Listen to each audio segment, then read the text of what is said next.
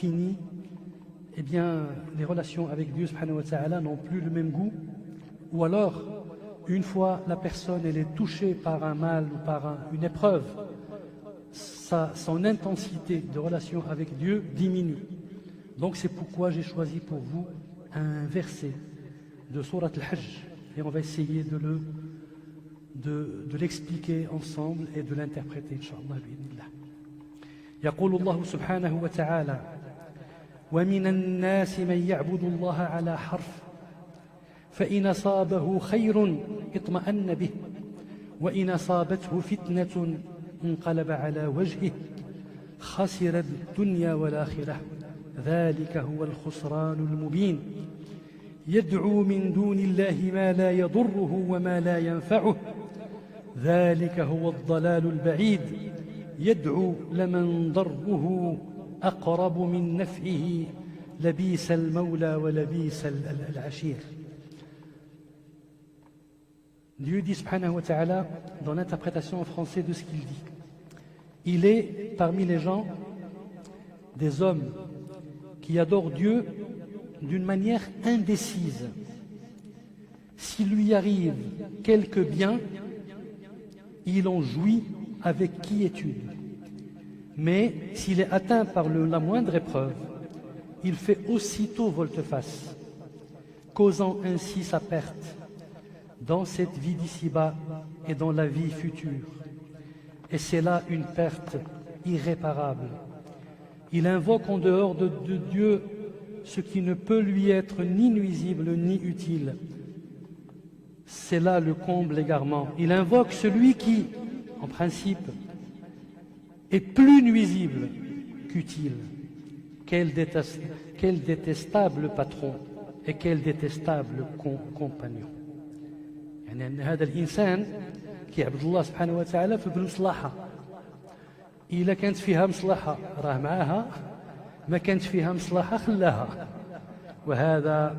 هذه عبادة المنافق والعياذ بالله. الإنسان Il y a des gens qui adorent Dieu subhanahu wa ta'ala selon leur intérêt. Il invoque Dieu, si Dieu lui donne, lui permet de réussir, il est avec Dieu, et s'il ne réussit pas, il arrête toute action. Ça, c'est la prière et la relation des hypocrites. Nous prions Dieu subhanahu wa ta'ala pour qu'on ne fasse pas partie. Amin, ya arhamar rahimin, ya rabbal alamin.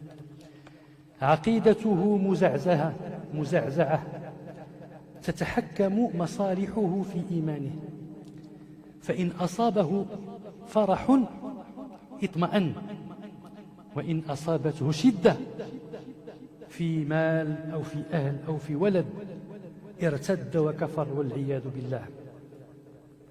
في صحيح البخاري عن عبد الله بن عباس رضي الله عنه أنه قال كان الرجل يقدم المدينة فإن ولدت امرأته غلاما ونتجت خيله قال هذا دين صالح وإن لم تلد امرأته ولم تنتج خيله قال هذا دين سوء كأنه يتشائم من الدين. علاش؟ لأنه يحب المصلحة المادية القريبة.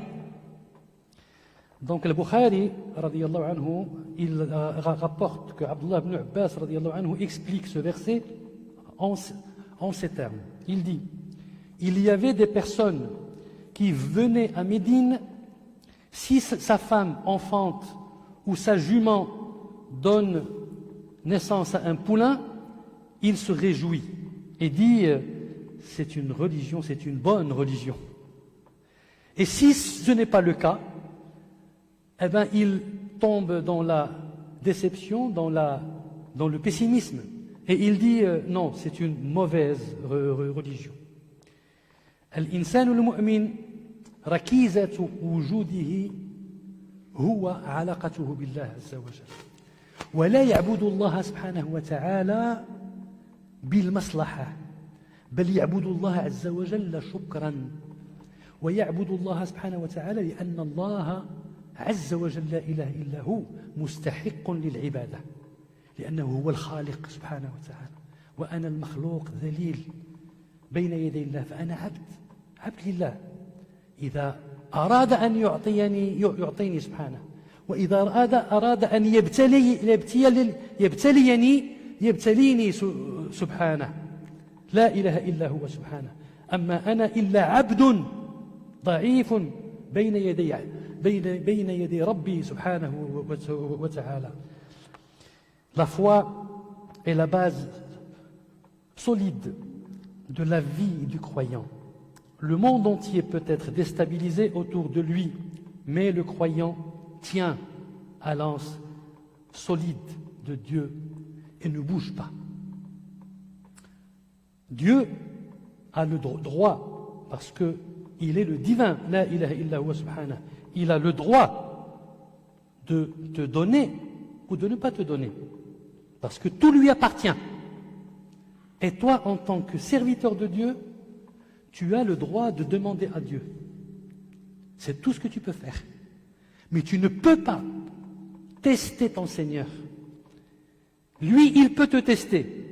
Oui, il peut tester ta foi.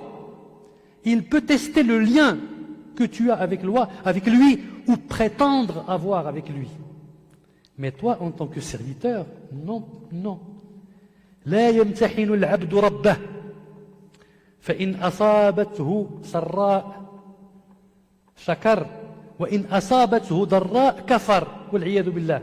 لا، بالعكس، إن أصابته سراء شكر فكان خيرا له، وهذا هو الذي يعجب له رسول الله صلى الله عليه وسلم في الحديث القدسي: عجبت لأمر المؤمن إن أصابته سراء شكر فكان خيرا له وإن أصابته ضراء صبر فكان خيرا له.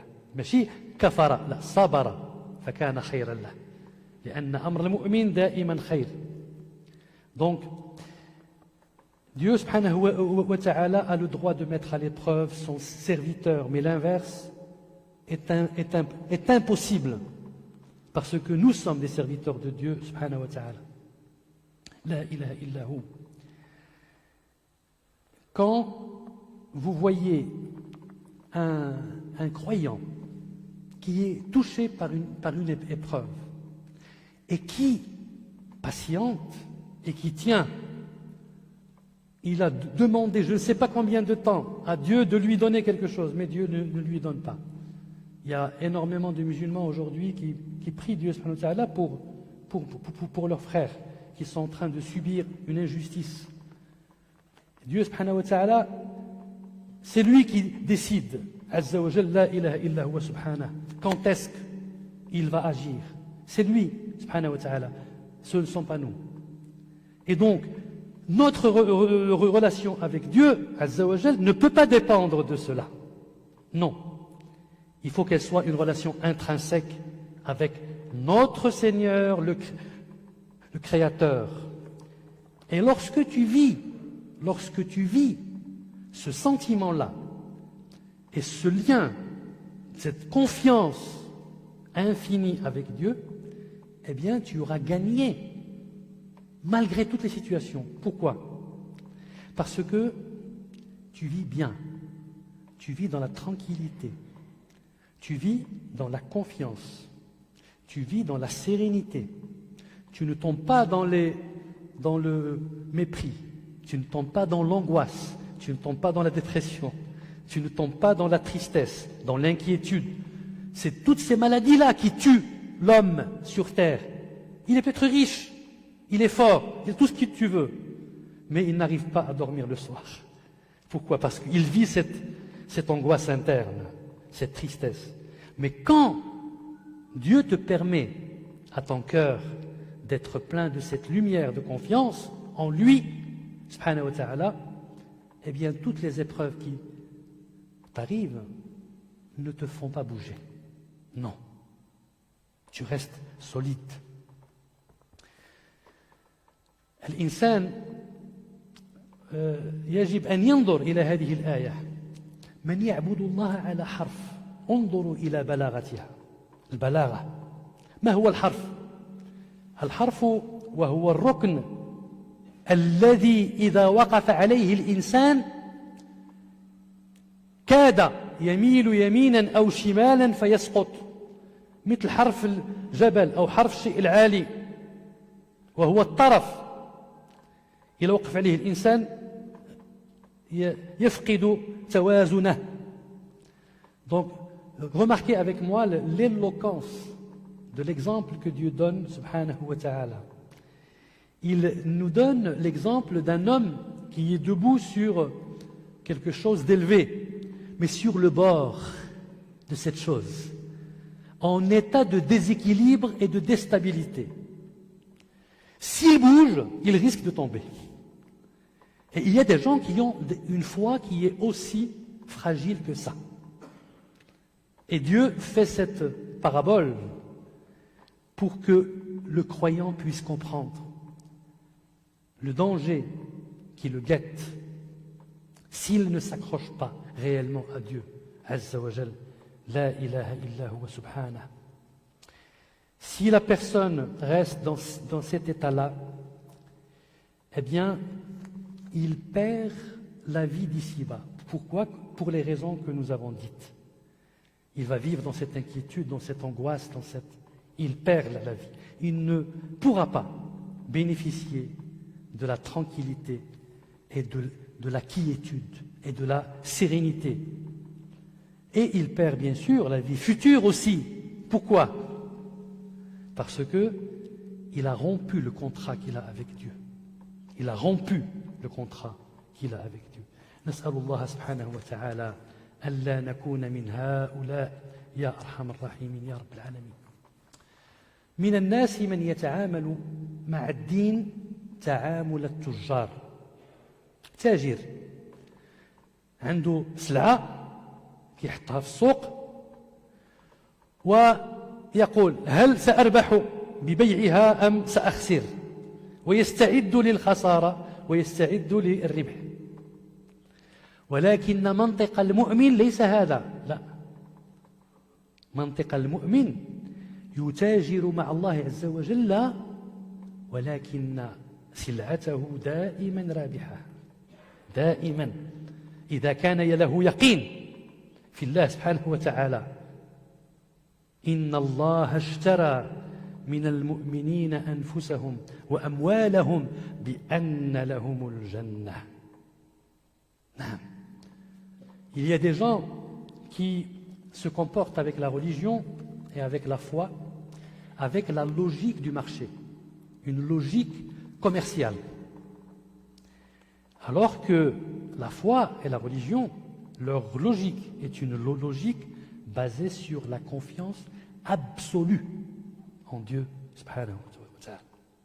Elle est basée sur l'amour de Dieu, sur l'obéissance à Dieu, azza wa jal, la ilaha illa hu. Alors quand le croyant il est touché par cette foi, par cette lumière qui remplit son cœur, il ressent, alhamdulillah, cette sérénité qu'on a décrite. Nous avons un exemple dans la sira du prophète sallallahu alayhi wa sallam. مثال على ذلك يرويه لنا عمر بن الخطاب رضي الله عنه في سيرة رسول الله صلى الله عليه وسلم، وذلك في صلح الحديبية. كان الصحابة رضي الله عنهم لا زالوا في مرحلة التربية، في مرحلة تلقي الدروس، كما جاء في سيرة ابن هشام. يعني الله سبحانه وتعالى جعل رسول الله صلى الله عليه وسلم يرى رؤيا بأنه سيفتح مكة وسيصلي في مكة، فحج من عامه، ولما وصل إلى الحديبية منعته قريش أن يدخل، فوقع صلح بينه وبين قريش، وصارت قلوب المؤمنين تفزع وترتعش وتشك، بل أصابهم هم وحزن وقلق لأنهم لم يحجوا ذلك العام. وأكبر من أصابه هذا الهلع وهذا الحزن عمر بن الخطاب رضي الله عنه، فجاء إلى النبي صلى الله عليه وسلم فقال له: يا رسول الله، ألسنا على الحق وهم على الباطل؟ قال بلى. قال أليس قتلانا في الجنة وقتلاهم في النار؟ قال بلى. قال ففيما نعطي الدنية في ديننا ونرجع ولما يحكم الله بيننا وبينهم؟ قال يا ابن الخطاب إني رسول الله ولست أعصيه وهو ناصري ولن يضيعني أبدا. قال أوليس كنت تحدثنا أننا سنأتي البيت فنطوف به؟ قال بلى. قال الرسول صلى الله عليه وسلم أفأخبرتك أن نطوف هذا العام؟ قال لا. فرجع عمر رضي الله عنه ثم أنزل الله سبحانه وتعالى إنا فتحنا لك فتحا مبينا لما أذن الله للفتح أن يأتي، للنصر أن يأتي، ولكن إيمانك يا عمر لا يمكن أن يتعلق بالنصر، لا يمكن أن يتعلق بالفتح، لا يمكن أن يتعلق بالنتيجة، لا، إيمانك لا بد أن يكون راسخ. نصرك الله أم لم ينصرك، إيمانك لا بد أن يبقى راسخ. قال فلما قرأها على عمر قال يا رسول الله أو فتح هو؟ قال نعم. فطابت نفسه ورجع، ثم ندم عمر على ما فرط ندما شديدا. قال فعملت لذلك أعمالا ما زلت أتصدق وأصوم وأصلي وأعتق من الذي صنعت يومئذ مخافة كلامي الذي تكلمت به حتى رجوت أن يكون خيرا. الله أكبر. Donc c'est l'histoire de Omar radiallahu anhu. C'est l'histoire de Omar radiallahu anhu qui était dans le pacte de réconciliation de l'Hudaybiyah que je vous raconte dans la deuxième khutbah incha'Allah. أقول قولي هذا وأستغفر الله لكم من كل من مصيب فاستغفروه إنه هو الغفور الرحيم.